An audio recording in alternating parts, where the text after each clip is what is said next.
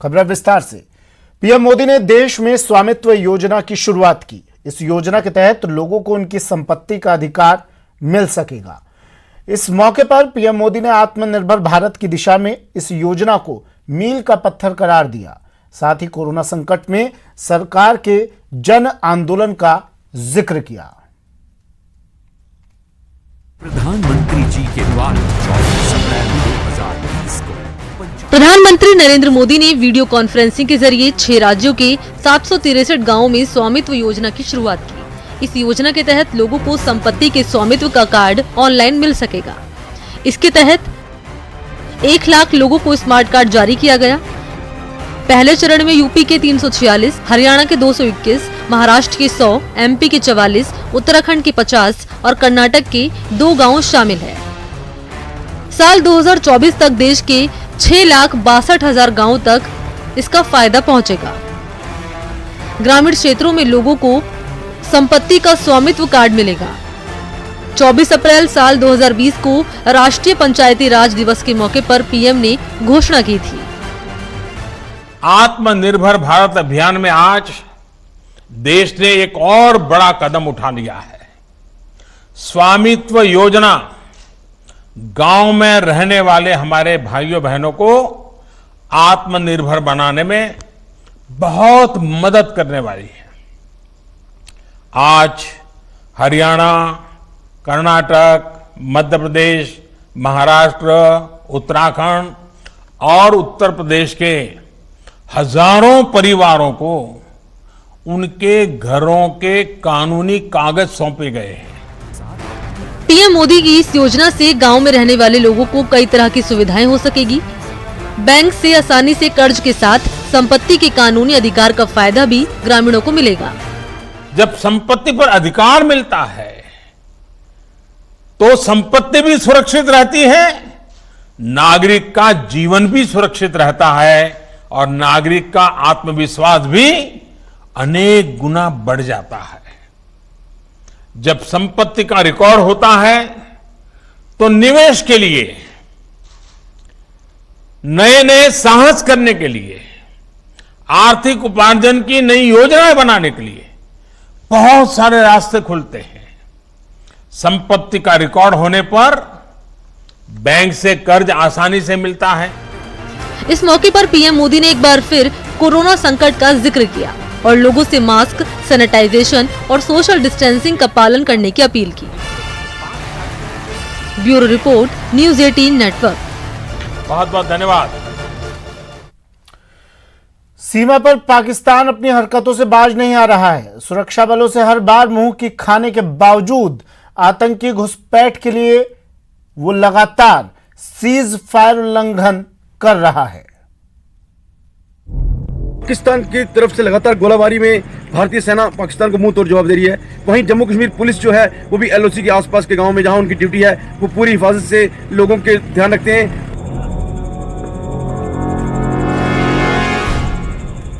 पाकिस्तान ने एक बार फिर कायराना हरकत करते हुए सीमा से सटे भारतीय गांवों को अपना निशाना बनाकर फायरिंग की है। रात भर पाकिस्तान की ओर से गोलियों और मोर्टार की आवाज ऐसी ही आती रही, जिससे लोग रात भर खौफ में रहे। हालांकि नापाक फायरिंग के मद्देनजर पुलिस सतर्क रही और उसने एहतियातन कई कदम भी उठाए हैं। लोग हमें बता देते हैं मतलब चौकी पे कि इतना फायरिंग चल रहा है, तो यहाँ जब बड़ी फायरिंग होती है सर, बड़े फायर से फायरिंग होती है, हम गाड़ियों को पीछे रोक देते हैं सर, चौकी के पीछे रख देते हैं सर, नफरी लगा के पीछे रखते हैं सर। अभी जम्मू कश्मीर में सर्दी ने दस्तक दे दी है और बर्फबारी से पहले आतंकी घुसपैठ कराने के लिए पाकिस्तान ने इस तरह की नापाक फायरिंग की है। शुक्रवार को भी सेना ने ट्यूब के सहारे पानी के जरिए सीमा पार से आतंकियों द्वारा भेजे गए हथियारों की बड़ी खेप बरामद की थी और सेना की माने तो सीमा पर कई आतंकवादी घुसपैठ की फिराक में हैं। सीज फायर वायलेशंस थोड़ी बहुत हो रहे हैं, जो पाकिस्तान इन्फिल्ट्रेशन करने में उसको मदद मिलता है, बट उस इलाके में भी कुछ ही दिनों में कुछ कंट्रोल में आया है। जैसे पिछले साल तकरीबन 130 आदमी इन्फिल्ट्रेशन हुए थे, इस साल ये फिगर 30 से कम है। पाकिस्तानी सेना ने जनवरी 2020 से अब तक नियंत्रण रेखा पर 3000 से ज्यादा बार सीज फायर का उल्लंघन किया है, लेकिन हर बार भारतीय सेना की ओर से उसे माकूल जवाब दिया गया है। इस इलाके में जो है लगातार पाकिस्तान की तरफ से गोलाबारी जारी रहती है। मनीष शर्मा, गांव खड़ी करमाड़ा, LOC, news 18 Urdu, Poonch.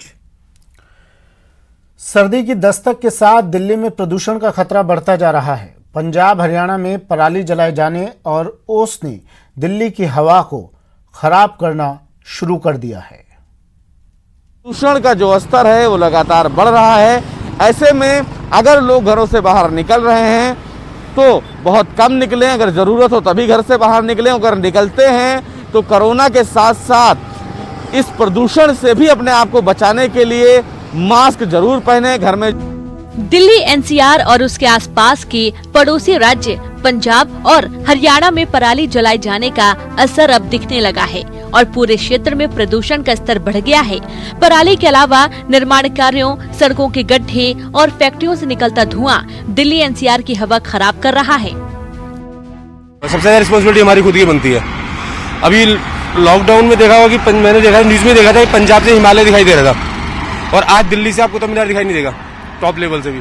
Reason नहीं कि हम वाहन द्वारा चलाना, नियमों का अनदेखी करना, ये सब है और कुछ बाकी कुछ नहीं है। दिल्ली में कोरोना के साथ अब लोगों को प्रदूषण से बचने के लिए भी मास्क पहनना जरूरी है। प्रदूषण के बढ़ने से लोगों को सांस संबंधी बीमारियां होने का खतरा बढ़ गया है। मैं आपको दिखाना चाहूँगा, आप देख सकते हैं कि पहले जो विजिबिलिटी थी उस विजिबिलिटी के मुताबिक अब धुंधला आपको फिलहाल दिखेगा। ये पूरा जो इलाका है पहले आपको साफ दिखता था, लेकिन बढ़ते हुए प्रदूषण को देखते हुए आप देख सकते हैं कि अब पूरा स्टेशन है वो भी साफ नहीं दिख रहा है। दिल्ली NCR में बढ़ते प्रदूषण के मद्देनजर सरकार ने ग्रेडेड रिस्पांस एक्शन प्लान पर काम शुरू कर दिया है और प्रदूषण करने वाले संयंत्रों और निर्माण क्षेत्रों के लिए दिशा निर्देश जारी कर दिए हैं। इस एक्शन प्लान के तहत दिल्ली NCR में 25% प्रदूषण कम करने का लक्ष्य रखा गया है। राजधानी दिल्ली में लगातार प्रदूषण का जो स्तर है वो बढ़ता हुआ नजर आ रहा है। कैमरामैन जगदीश गौतम के साथ सुशील पांडे, न्यूज़ 18 दिल्ली। देश में कोरोना मरीजों की संख्या 70.5 लाख पार कर गई है। हालांकि खुशी की बात यह है कि एक्टिव केस की संख्या में लगातार गिरावट दर्ज की जा रही है। ये रिपोर्ट देखिए।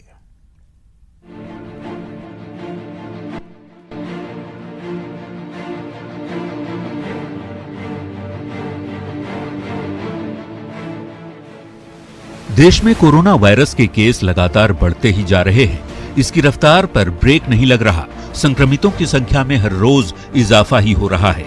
लेकिन इन सब के बीच राहत की बात यह है कि कोरोना के एक्टिव केस लगातार घट रहे हैं, यानी मरीज जल्द ठीक हो जा रहे हैं। स्वास्थ्य मंत्रालय के आंकड़े के मुताबिक पिछले एक दिन में 74,450 कोरोना संक्रमितों की पहचान हुई, जबकि कोरोना के संक्रमण से 89,022 मरीज ठीक हो गए हैं। बीते 15 दिनों में ये सबसे बड़ी रिकवरी देखी गई है।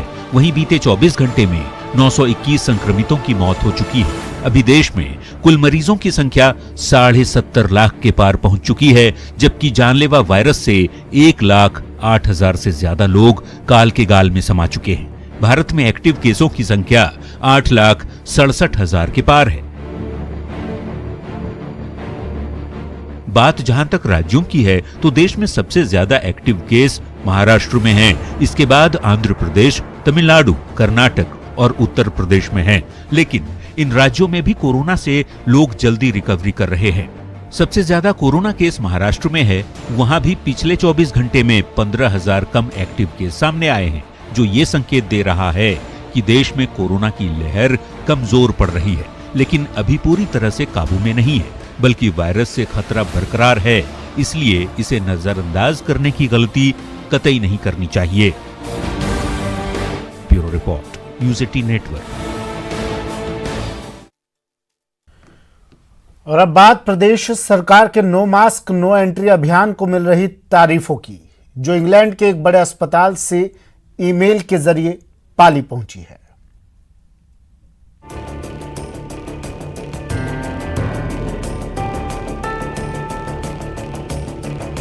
कोरोना संक्रमण के खिलाफ जंग के दौरान ये अभियान तो गहलोत सरकार की ओर से शुरू किया गया है, लेकिन अब इसकी गूंज 7 समंदर पार तक सुनाई दे रही है। और इंग्लैंड के वैक्सहम पार्क हॉस्पिटल में भी इसी तरह के पोस्टर नजर आ रहे हैं। ऐसा नहीं है कि वहाँ भी मरुधरा की तरह नो मास्क नो एंट्री अभियान चल रहा है। दरअसल ये पोस्टर मरुधरा में चल रहे अभियान की वजह से ही लगे हैं, क्योंकि वैक्सहम पार्क हॉस्पिटल को गहलोत सरकार का ये आइडिया और स्लोगन बेहद पसंद आया। नो मास्क नो एंट्री का स्लोगन पूरी दुनिया में मशहूर। इंग्लैंड के अस्पताल में नो मास्क नो एंट्री के स्टिकर्स। वैक्सहम पार्क हॉस्पिटल में नो मास्क नो एंट्री अभियान। वैक्सहम पार्क हॉस्पिटल से पाली आई तारीफ वाली चिट्ठी। जी हाँ, ये वही ईमेल है जिसे वैक्सहम पार्क हॉस्पिटल में काम करने वाली लीड मिडवाइफरी सारा कॉक्सन ने पाली के मेडिकल कॉलेज के प्रिंसिपल डॉक्टर हरीश कुमार को भेजा है। इस ईमेल में लिखा है कि हमें ये जानकर बेहद खुशी हो रही है कि राजस्थान सरकार अपने अस्पतालों में नो मास्क नो एंट्री अभियान चला रही है। कोरोना को रोकने में इस तरह के छोटे आइडियाज का आदान प्रदान काफी उपयोगी साबित हो सकता है। आपको बता दें कि इंग्लैंड का Wexham park hospital national health service hospital है और ये बकिंघमशायर के वैक्सहम में स्थित है। कोरोना संक्रमण को रोकने के लिए ना तो अब तक कोई दवाई आई है, न ही इससे बचाव के लिए कोई वैक्सीन है। ऐसे में मास्क, सोशल डिस्टेंसिंग और सैनिटाइजेशन ही इससे बचाव का रास्ता है। इसलिए आप भी प्रदेश सरकार के इस अभियान को सफल बनाने के लिए कोरोना से बचाव के लिए बनाए गए नियमों का पालन कीजिए, तभी आप और हमारा समाज कोरोना संक्रमण को रोकने में सफल हो पाएंगे। Govardhan Chaudhary, News 18 network, Jaipur. वक्त एक ब्रेक का है। ब्रेक के बाद शहनाई ने बदली गांव की तस्वीर।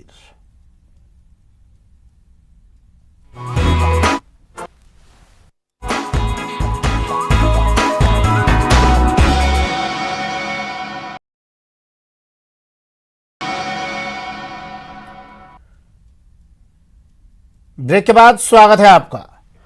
आज सदी के महानायक अमिताभ बच्चन अपना 78वां जन्मदिन मना रहे हैं। इस मौके पर देश भर से उनके फैंस उन्हें बधाई संदेश भेज रहे हैं। आज मुंबई में उनके आवास जलसा में भी उनके प्रशंसक बंगले के बाहर खड़े नजर आए। कोरोना के चलते हालांकि पिछले साल की तुलना में कम भीड़ थी, लेकिन उनके चाहने वाले आज भी मौजूद रहे और बिग बी की लंबी उम्र की कामना की। भांडुप में रहता हूँ, मैं 12 साल से आता हूँ, हर जन्मदिन में आता हूँ। और जब भी अमिताभ जी जब भी नई पिक्चर आती है पहले संडे को 9 से 12 देखता हूँ और साहब को मिलता है तो मेरे को खुशी होते हैं। थोड़ा वेट करना पड़ता है, लेकिन साहब किसको नाराज नहीं करते हैं। अभी आज कोरोना के हिसाब से पब्लिक थोड़ा कम है, नहीं तो 500-600 आदमी लोग रहते हैं। आज कोरोना के हिसाब से पब्लिक थोड़ा कम आया है, नहीं तो इधर बहुत भीड़ रहता है। उनको मैं ये शुभकामना देना चाहता हूँ कि हमेशा वो बीमार हो जाते हैं और अस्पताल चले जाते हैं हर 2 साल में। तो इस बार पूरा हिंदुस्तान ये प्रार्थना करे कि अभी उनको एंड तक कभी अस्पताल में ना जाना पड़े। Healthy wealthy life till the end. Pandit Ram Shok Tiwari, मैं इलाहाबाद का निवासी हूँ, वहाँ का रहने वाला हूँ।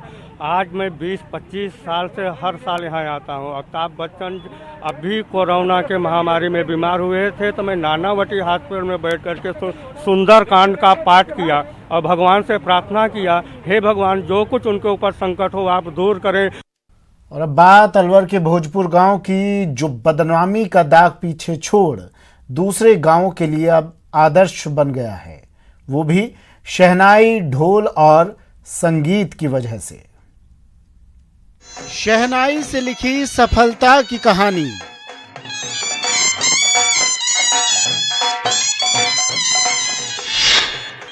गांव के विकास का सपना हुआ साकार।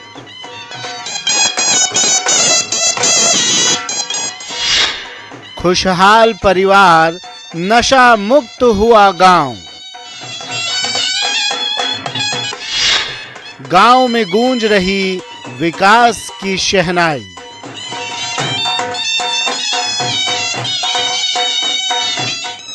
कतारबद्ध होकर ढोल और शहनाई बजा रहे लोगों की ये तस्वीर अलवर जिले के भोजपुर गांव की है, जहां शहनाई ने गांव में समृद्धि लाने के साथ भोजपुर को आदर्श ग्राम का दर्जा भी दिला दिया है।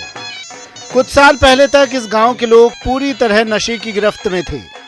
गांव के तकरीबन सभी लोग शराब पीकर बेसुध पड़े रहते थे, लेकिन रोजी रोटी के लिए जब से इन लोगों ने शहनाई बजाने का काम शुरू किया, इनकी न केवल तकदीर बदली बल्कि बदनामी का दाग भी पीछे छूट गया। धीरे धीरे इनकी पहचान बनती गई और दूसरे जिलों से दूसरे प्रदेश होते हुए विदेशों तक पहुंच गई। हमारा जो पैतृक धंधा चला आ रहा है, शहनाई वादक जो हमारे पुराने बुजुर्गों से आ रहा है, वही धंधा आज भी चल रहा है। भोजपुर गांव में रहने वाले लोगों के पूर्वज 1947 में पाकिस्तान के सिंध प्रांत से यहां आकर बस गए थे। 80 परिवार वाले इस गांव में कुछ साल पहले तक नशाखोरों का बोलबाला था। नशे की वजह से कई लोग अपराधी भी हो गए थे, लेकिन शहनाई ने सब कुछ ठीक कर दिया।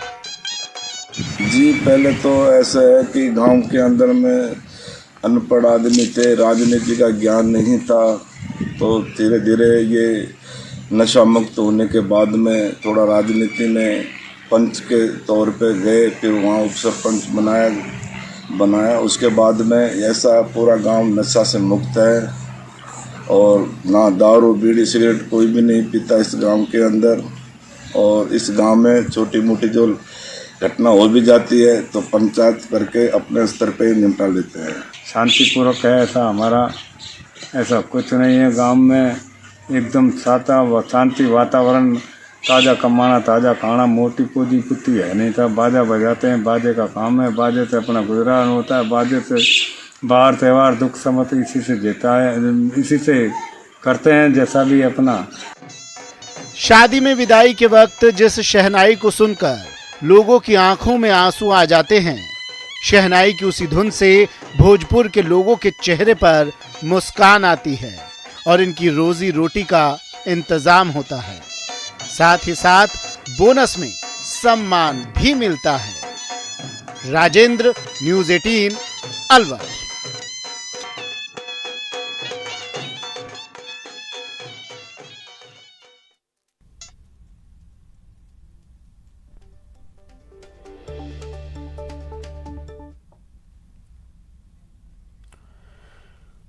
पंजाब में धान की कटाई शुरू हो गई है और पराली जलाने का सिलसिला भी शुरू हो गया है। हालांकि कुछ किसान ऐसे भी हैं जो धान के अवशेष नहीं जला रहे, बल्कि इससे बिजली बनाने के उपयोग में ला रहे हैं।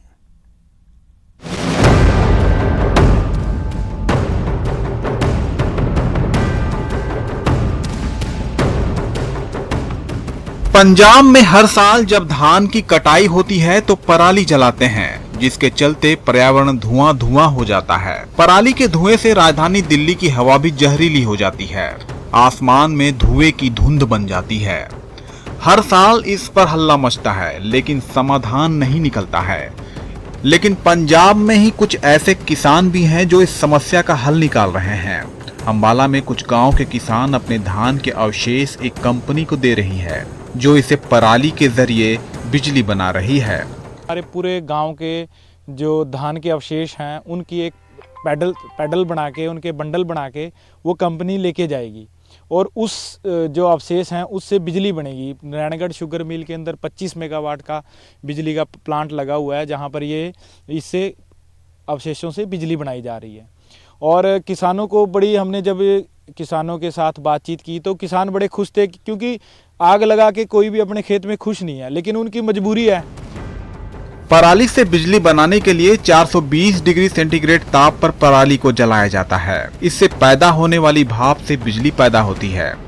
1 किलोग्राम पराली से 3 किलोग्राम भाप तैयार होती है। 10 किलोग्राम भाप से 1 किलोवाट बिजली पैदा होती है। सबको थोड़ी जल्दी होती है, उसको मैनेज करने में तो थोड़ी दिक्कत है, लेकिन ये आगे हम इसमें सिस्टम बना रहे हैं। अभी किसानों को कोई दिक्कत ना आए, रजिस्ट्रेशन करा रहे हैं, जैसे सीरियल में जिसका नंबर आता है उसी के हिसाब से उसके पराली हटवा देते हैं। पंजाब में 2 करोड़ टन जबकि हरियाणा में 1.5 करोड़ टन पराली पैदा होती है।